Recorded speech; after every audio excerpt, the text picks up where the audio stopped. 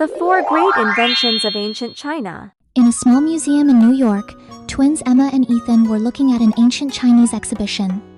Their eyes widened when they spotted a mysterious jade pendant with strange symbols. "What do you think this is?" Emma asked, reaching out to touch the shimmering green stone. As soon as her fingers brushed the pendant, a blinding light surrounded them. When they opened their eyes, they found themselves standing in a bamboo forest in ancient China. "Where are we?" Ethan gasped, looking at their new surroundings. An old man with a long white beard approached them. "Welcome, young travelers. I am Master Li, guardian of knowledge. I sensed your curiosity about our great inventions." "The four great inventions of China?" Emma asked excitedly, remembering what she had learned in school. Master Li nodded. "Paper, the compass, gunpowder, and printing. These changed the world forever. Would you like to meet the brilliant minds behind them?" The twins nodded eagerly. Master Li waved his hand, and suddenly they were transported to a workshop. "This is Cai Lun," Master Li explained. "He improved papermaking around 105 CE, nearly 500 years before Europe made paper."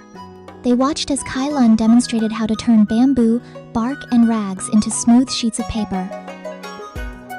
Next, they visited a scientist named Shen Kuo, who showed them a floating magnetic needle that always pointed south. "The compass," Ethan whispered in awe. Europeans didn't have this until almost 10 years later.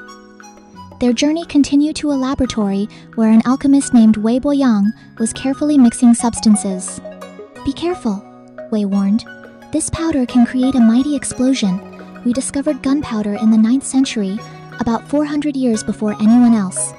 Finally, they met Bi Sheng, who was arranging small clay blocks with characters on them.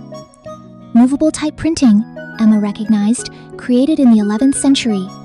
"Yes," Bi Sheng smiled. "Almost 400 years before Gutenberg in Europe." As they prepared to leave, Master Li gave them a small jade pendant, like the one from the museum. "Remember," he said, "these inventions show how human creativity can change the world. They connected people, guided explorers, defended nations, and spread knowledge." With another flash of light, Emma and Ethan found themselves back in the museum, forever changed by their adventure through ancient Chinese innovation. They looked at each other with wide smiles, holding the jade pendant that now seemed to glow with the wisdom of centuries.